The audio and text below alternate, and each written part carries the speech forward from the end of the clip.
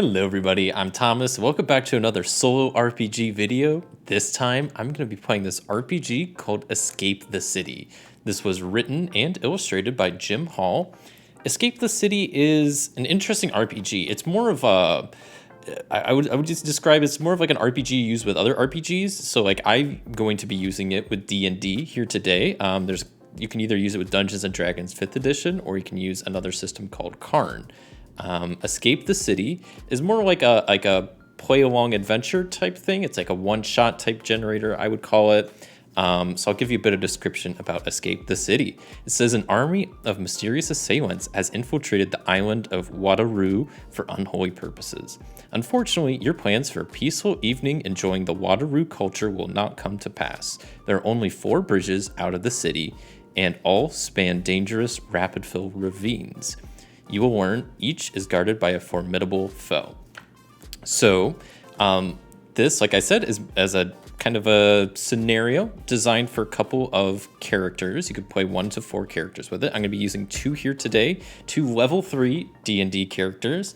The first is Gernas, my Twilight Domain cleric. They're just a straight Twilight Domain. They are a hill dwarf. Lawful good. They come from an acolyte background. Pretty standard Twilight Domain stuff. They got their cool channel divinity where they just have like a orb of twilight that emanates. They can see in the dark. They can give other people dark vision. The vigilant blessing's pretty nice advantage on initiative rolls. And then I got my cantrips and first level spells along with my second level spells. So lots of good stuff. Spirit, weapon, guidance, bless, guiding bolt, healing word, all the classics. So Gernas is pretty well equipped. And then Cheval is a variant human, folk hero background. They are chaotic good. They are a barbarian path of the zealot, which means pretty much doing their normal barbarian stuff. But every time they hit, they get divine fury. So as long as they're raging, the first attack they make each turn deals an extra d6 plus 1 radiant damage. So pretty nice. Cheval is variant human, so they got a feat. So they have great weapon master, which is pretty nice. So that is where you could take a -5 to your attack and you'll get +10 to hit. So that combined with reckless attack can lead to some huge damage. Cheval is good at dealing a lot of damage. So these two, who knows how they met? Maybe that's a story for another time, but they are enjoying an evening in Wateroo City, right? In the island city of Wateroo, and something goes amiss. So, like I said, this is kind of a choose your own adventure thing. So I have like a bit of a map here, and it's just basically, the map is city blocks. And I will choose north, south, east, or west. Each location has a number of exits. So this one has 4, so I can go any direction. And pretty much each time I go a direction, there's a chance that I could discover a secret about the guard in that direction. So if I'm heading north, if I discover a secret, cool, I know something about the guard to the north now. And the goal of the game is to try to figure out 3 secrets about a singular guard, because once that's done, then you'll basically have enough info on them to take them down and you'll actually be able to encounter them. So if I keep going north, I go north, get a secret, do some other stuff, north, 2 more secrets. I have the 3rd secret. Next time I go north, I will encounter the bridge guard, fight at the bridge, and hopefully escape the city. It's pretty cool. It uses a deck of cards, which I have over here. We have the location deck and then the encounter deck. So I'll be drawing stuff from that to generate what's going to happen along the way, and they will also be used to generate the secrets for the guards. Besides that, that's pretty much it. I'm kind of just going to hop right into it and explain the structure as we go, but pretty much it's going to consist of me choosing a direction, revealing a location for that, revealing an encounter for that, seeing what my position is towards the encounter, if it's good or bad, and then resolving that encounter, and then keep going until hopefully I escape the city. So to get started, there is a premise table where you can roll to see what the premise is of what's going on. So I'm gonna roll a d4, and I rolled 2. So that means I am in a pub. I guess, Cheval and Gernas are in a pub when a barrel comes crashing through the window, and d4 zealots. So just a single zealot bursts in behind it. The patrons run in all directions. A full barrel leaking ale pins down a sweet old Granny Margaret. She cries out to you for help and says she needs to escape the city to see her brother before he dies. Oh boy. So Barrel comes crashing through a window. Everybody's scattering. Barrel hits old lady. Old lady's crying. She's like, I need to go see my brother before he dies. So Garanas and Cheval are in the pub. They're like, all right, we got you, lady. So they grab her, and we're going to try to escape the city. So this is the starting square. I'm going to head north. So let me draw an encounter card to see what the northern location is. It's the 9 of Hearts. So you can see right here, I got this locations thing. 9 of Hearts is a steep 3-way intersection, is watched by a 20-foot round tower topped with a rampart. Okay, so on the map here, I'm not going to have the most detailed stuff, just enough to kind of get the point across. So we have 3 exits. So the one exit is always going to be where you come from. So that means there's basically 2 other exits. Here it is. So there's 3 exits, so I can roll a d4. So we obviously have 1 going to the south, that's where we're coming from. I rolled a 2. That's to the south. I already had that. A 3. So there's 1 going to the east, and hopefully that's south again. I want a 1. And we already have east and west. So it's not going north, it's going east and west. So okay. So we got some like T-shaped like alley going on here. That's going east and west. So that's kind of the situation. Oh wait, so it's kind of just, I don't know, there's like some buildings there, but you can't go north, which sucks because that's kind of the direction I want to go, but whatever. So now I need to see what my outcome is towards the encounter here. So I roll a d4 and see, I got a 2. So the outcome is going to be negative, but. So we see what the encounter card is and see, it's going to be, I'm going to have a negative, I guess, outcome towards it. So the 4 of clubs reads that I hear a psst sound coming from a sewer grate. It is too small for someone to enter. The speaker, Gaw, has been living in the sewers for years. They won't tell you how to enter the sewers, but will give you a secret for a price of 3d20 gold. So let's see what their charging price is. I'm just throwing dice all over the place. So 3d20 gold, so that is 32 gold is what they're asking for. I will happily pay that, so I will mark off 16 gold from each character. So we'll say also, since I did have a negative outcome towards that, maybe I'll roll an extra d20, and there's a little bit extra. There's a 13 extra gold charge that I'll have just, not Cheval, Garanas will cover it, because Garanas has a bit extra money. Okay, just get some extra detail in this place. There's 11. So there's also a broken mirror just chilling in the alley, or whatever this like little area is. But yeah, we paid Gaw, got the secret. What was the secret? So that was from the encounter. And this is about the Northern Guard. So we learn that 3 of spades, which means I have to go, there's a little secrets area for, that means they have a minion. They have D4 zealots. So when I fight them, there's going to be 3 zealots giving them enforcements. That's not good. So I'll just keep track of that. So for the North Guard, we have the first secret, which is 3 zealots. Maybe I want to avoid going to the north. Maybe I'll try going east or west at this point because, my way north is blocked off. And then also, yeah, that North Guard doesn't, it sounds like they have reinforcements. So maybe I don't want to mess with them. So maybe I will go east and see what is there. So yeah, let's go east and draw a location card, which is the 3 of diamonds. So the 3 of diamonds over here is a dim green glow fills a block of brick buildings. The street is filled with people frozen in place, glowing like emeralds. They seem to be fleeing from something ahead. So there is only 2 exits. So let me roll for where the other exit is. We have one coming from the east. The other 3 is going. Okay, well that's east, so let's re-roll that. So it's going south. So it's going east to south, okay.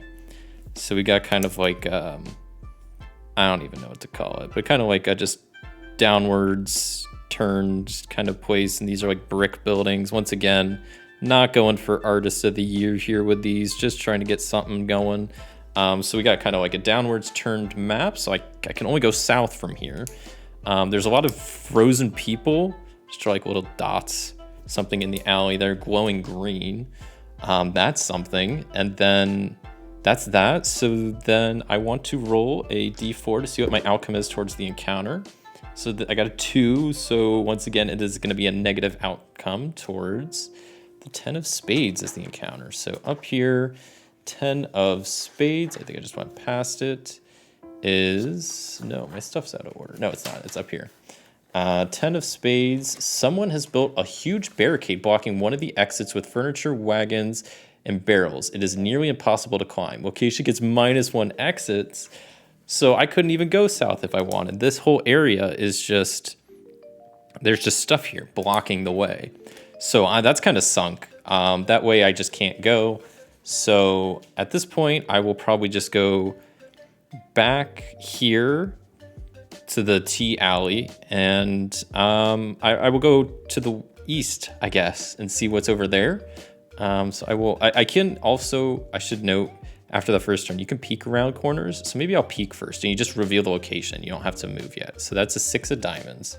So 6 of diamonds. Is there steep hill zigzagged by narrow street? There's only 2 exits. So let me see where the other exit is real quick. 1. So the exit is to the north. Okay. So steep hill zigzagged by a narrow street. The stone buildings hug the road, blocking sight beyond the next turn. There are 4 switchbacks going up the cobbled lane. Okay. I don't know. Drawing a little zigzag going on there is like a little switchback, but there's only 1 other exit. Let me see what my outcome is towards the encounter that I'm about to see. So 4, it is, oh, I was supposed to be rolling a D6 this whole time. Wow. Okay. So it's still negative. I would have had a lot of negative outcomes if I would have kept rolling a D4. So I don't have to go that way though. And to be honest, I don't think I want to because I was just peeking. So I'm going to go downwards and instead go back to the alley I started in and start going south. So from here, I'm just going to go. I'm not going to peek. I'm just going to go. So that is the King of Diamonds. So flipping to the King of Diamonds up here. We see a beautiful winding street is lined with flowering trees. Corpses of city dwellers litter the ground and are just beginning to be covered by falling petals.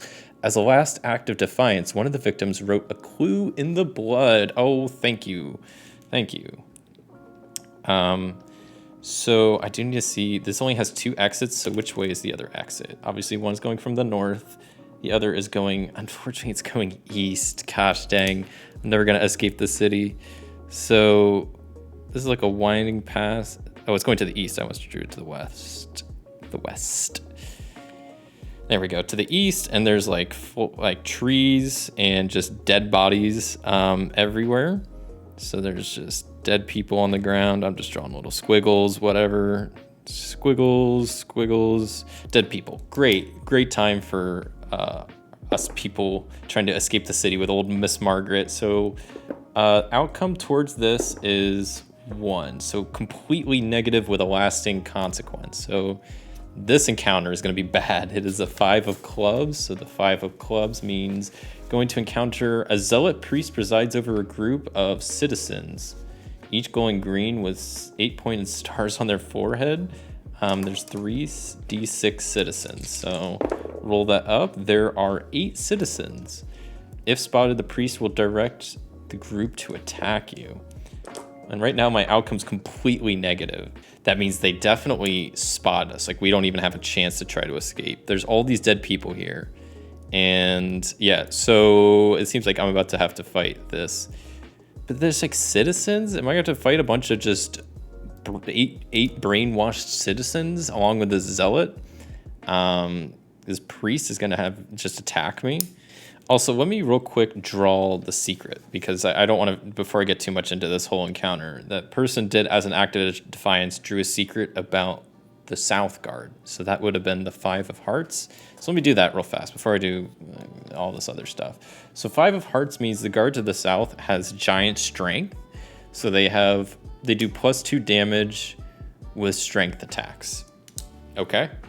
So to keep this video kind of moving, I'm supposed to have completely negative outcome. So I guess like I'm supposed to fight with 8 citizens. I'm probably gonna win, just take some damage along the way. So I'm just gonna roll a D10 plus, there's 6, how about a D6 plus 6? So each of them did at least 1 damage, but they could have done more to each guy. So just taking some damage, and I'm just gonna say that's the negative consequence. So Cheval is going to be taking 8 damage. Garnas is taking 10 damage. So yeah, we'll say fast forward yeah, we fought them, took them out, took some damage along the way. But I mean, if it's just a bunch of commoners, like, it's going to be a pretty easy fight. So it doesn't sound like that main guy was trying to get in the battle. So moving right along, moving to the east, let's see what the location is. It is the 9 of Diamonds. So 9 of Diamonds says that the street passes under an archway holding up another street. A risky rock climb leads to the upper street. But there are 4 exits. Okay, so it's a street passing under another street. So we got like some zigzag stuff going on here with like street passes under a street, but we got all 4 exits. So that's nice. No secrets. And let's see, well, first off, a D6 to see outcome towards the encounter. So we're gonna have a positive outcome towards this encounter. And the encounter itself, I guess I should look at the card, is an 8 of Spades. So that, I think I already passed by it. 8 of Spades, 30 to 40 green glowing orbs float in the air all over the location. They are quiet and beautiful. When you get within 15 feet, they home in and explode on you. Okay, so sounds like a stealth check. We'll do maybe like a stealth check of like 30 to 40.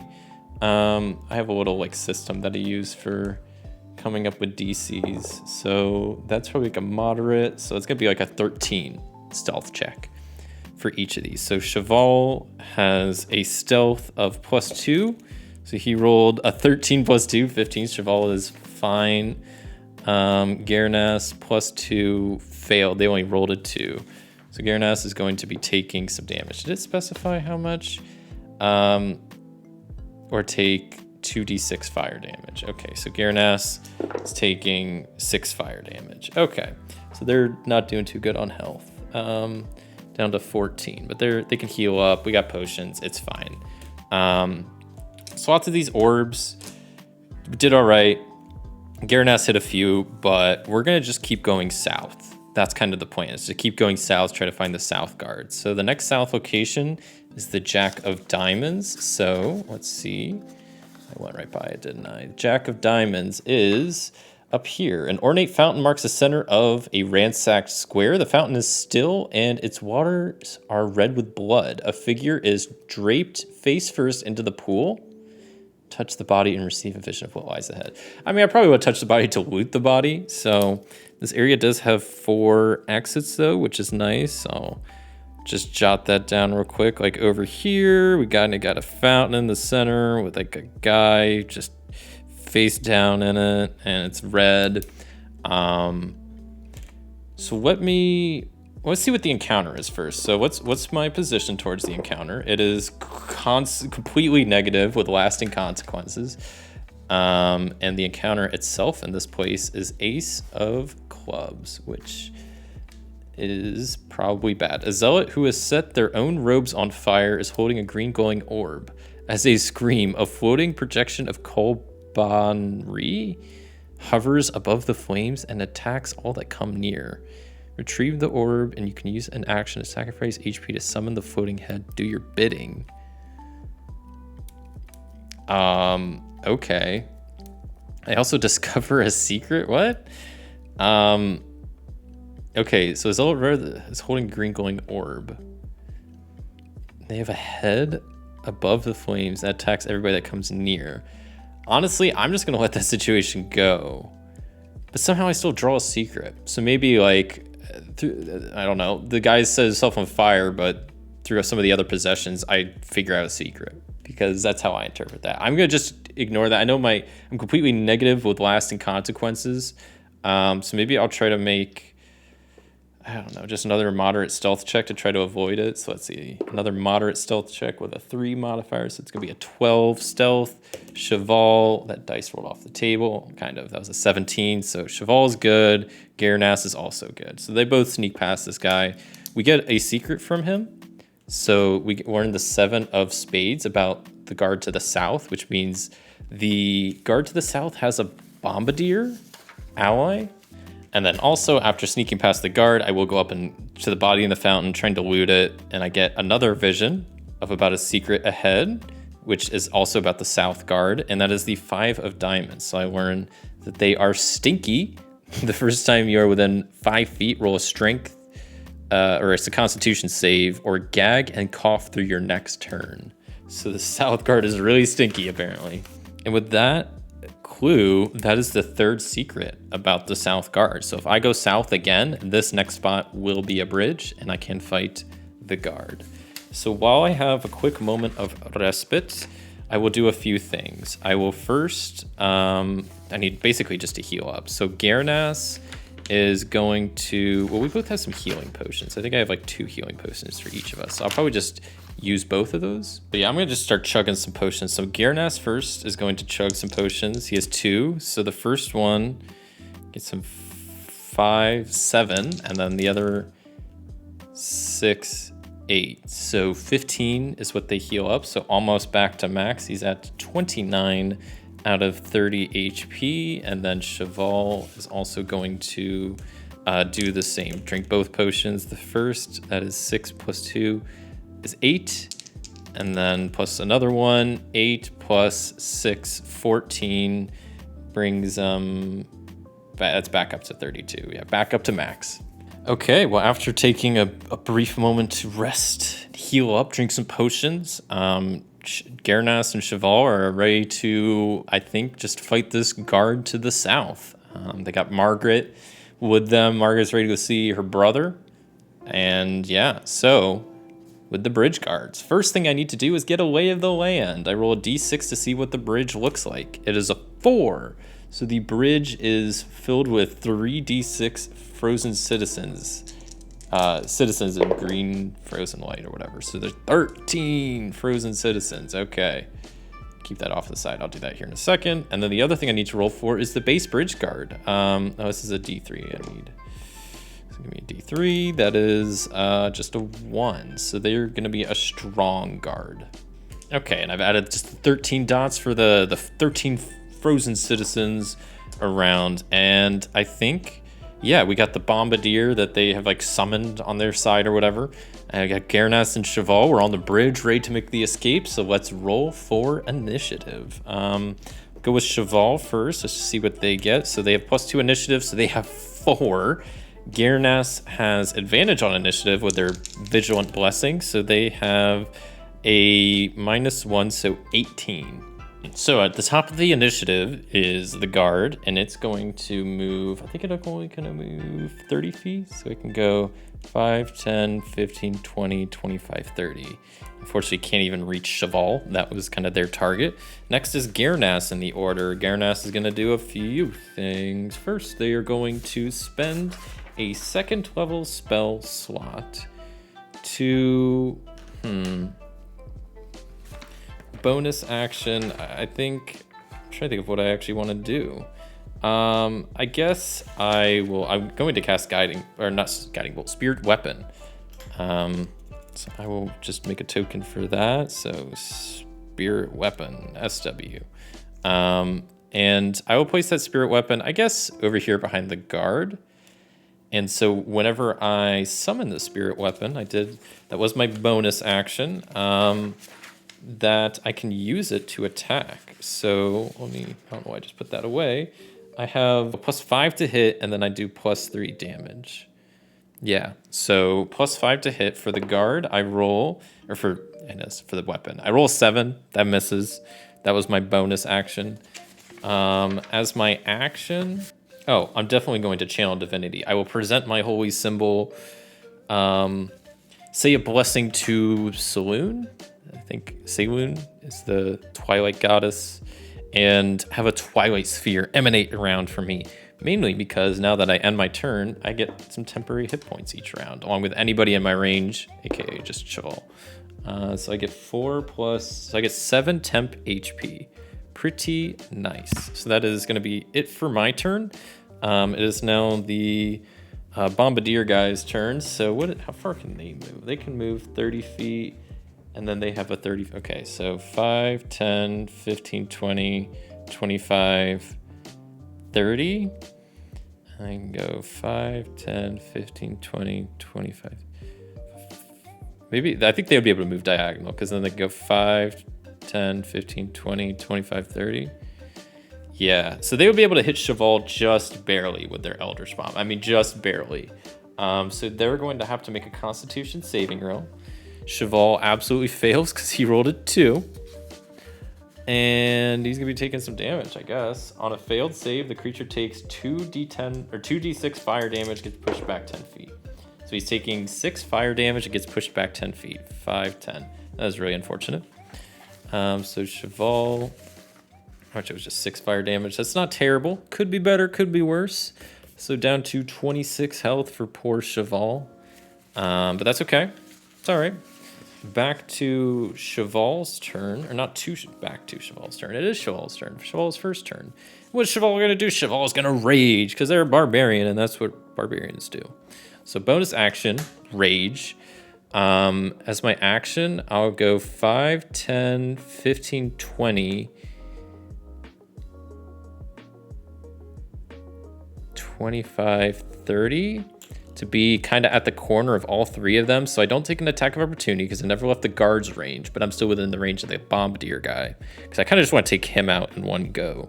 So what I'm going to do then is, Girnash should have blessed me, whatever.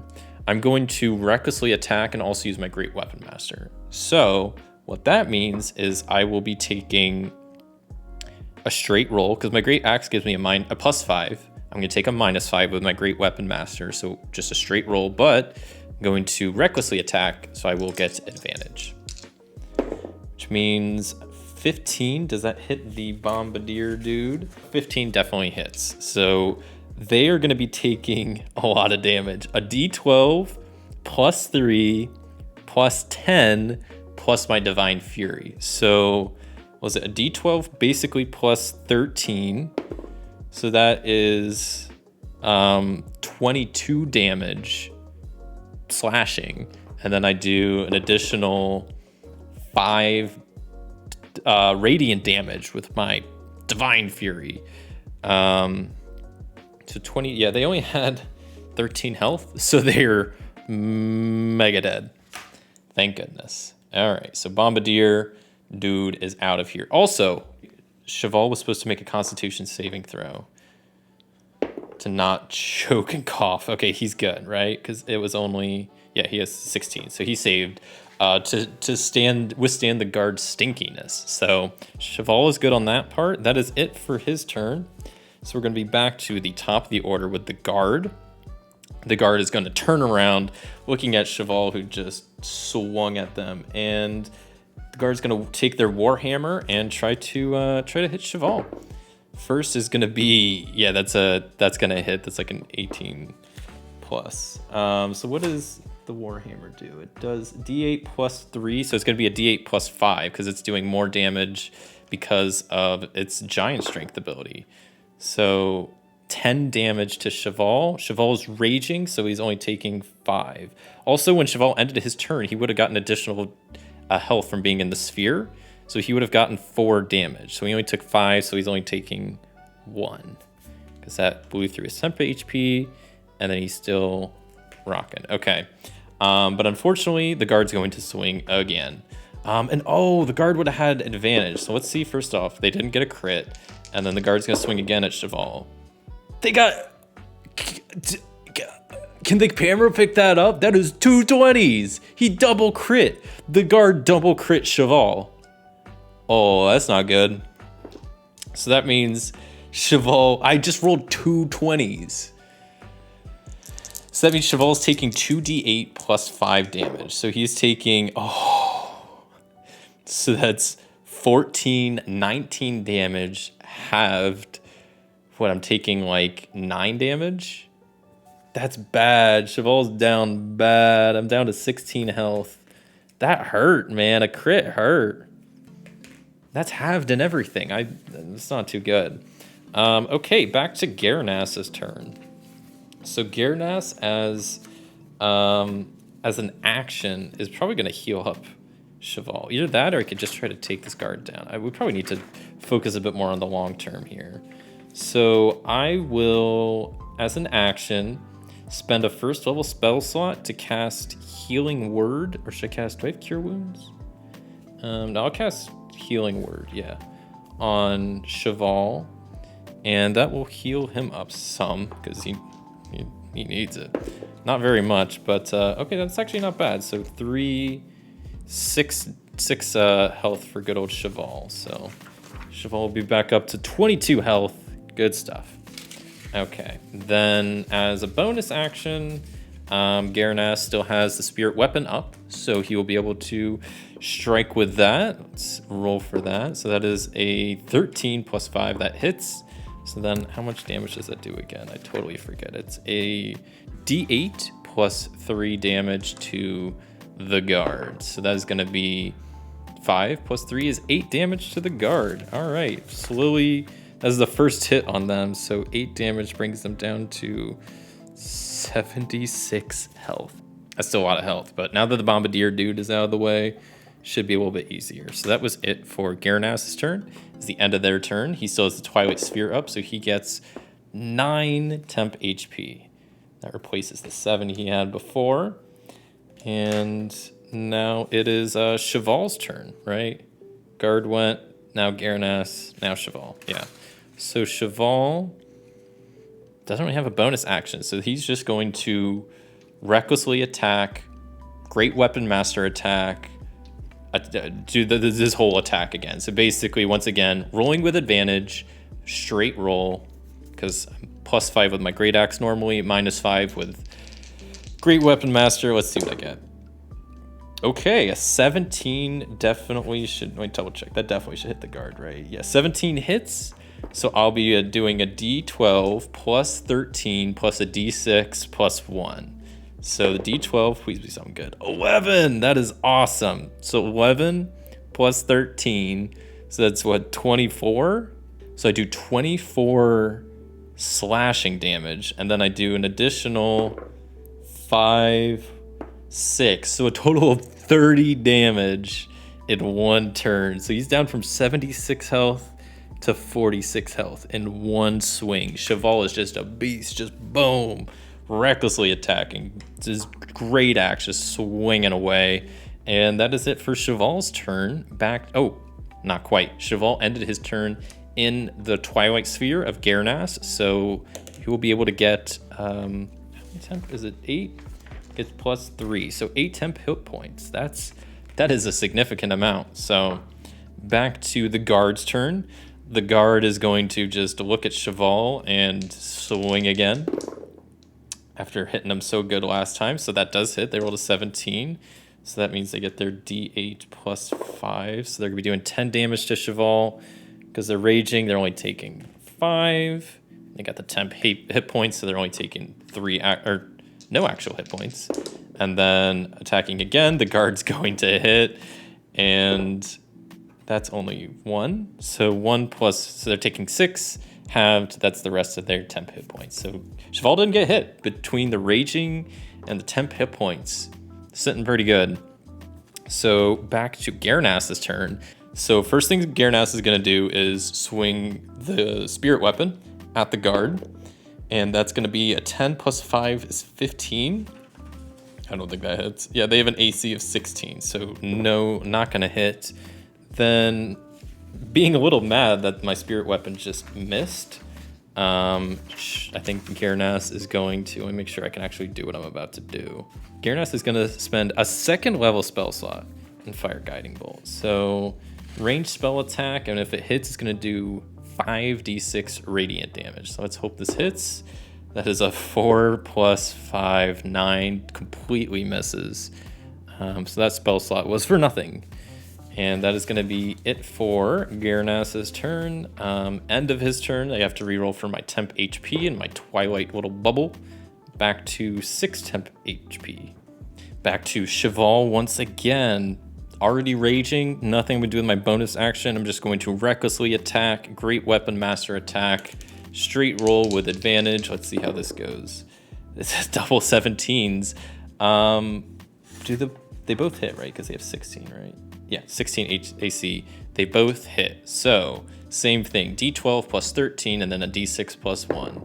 So 3 plus 13, so 16 damage plus another 3, so 19 total damage. So 9 would bring them down to, yeah, 27 health. So pretty much one swing away from whenever I think it gets back to Cheval's turn. So that is it for their turn.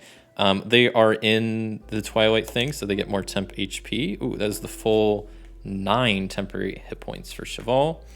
Back to the top of the order with the guard. The guard just being kind of stuck between the spirit weapon and Cheval, can't really do much else, so they're going to keep swinging at Cheval. 12 plus, what do they even add to their stuff? I don't even know what they add to their attack, because it hits every time. Plus 5 to hit, so it's going to hit Cheval, barely. And they are going to do plus 5, 9 damage. So 5, and he has temporary hit points, so he's only taking none of that. He still has 4 temp HP. This guard has multi-attack, so he's attacking again. I rolled another natural 20. So Cheval is getting crit on. Oh my god. So double damage, 10, 15 damage, half down. He's taking 8, so loses the rest of his temp HP. And he's down to 18 health. Honestly, really glad I rolled that max temp HP because I blew through all of it. But Cheval is still alive. It is the end of the guard's turn. Back to Garanas. Garanas, first thing, going to, as a bonus action, Spirit Weapon attack. So I make a ranged spell attack. This time, that is a 9. 9 plus 5 does not hit. So then as an action, I'm going to spend a first level spell slot and use Guiding Bolt as a first level spell. Ranged spell attack, 21 hits. So then I get to roll, I think it's just 4d6 for first level Guiding Bolt. I don't know what I said. I meant Guiding Bolt. I don't think that's what I said, but I was casting Guiding Bolt as range level spell attack. So 4d6 radiant damage. So that is pretty good. Wow. 6, 12, 17 radiant damage. So they are down to 10 health. The guard is looking real rough. That is the end of Garanas's turn. Twilight Sphere still going strong, so I will roll for that temp HP. I rolled it kind of off the table, but that was a 2, so plus 3 is 5 temp HP for Garanas. And now to the bottom of the order was Cheval, which I imagine this is going to be it. Cheval is going to ready their axe, recklessly attack, use their great weapon master training to see if they can finish this fight. So they got a natural 20. Cheval, channeling his inner barbarian, is going to be able to roll 2d12 plus 13. Oh my goodness. I got a 1 and a 12, so 13, 26 plus 2d plus 8, 9, so 26 plus 9, 35 damage. They were down to 17, so Cheval just in a fury. Great axe, swings at this guard, takes them down. And with that, these two heroes are out of initiative, and there's a lot of frozen citizens on this bridge, but you know what? Our top priority right now is to get Margaret out of here. So Garanas recalls the spirit weapon, and they make a promise to come back for these citizens after they get Margaret out. And so they walk to the other side of the bridge, having defeated the bridge guard, and the two escape the city. With that, that's it. That was a successful run of Escape the City.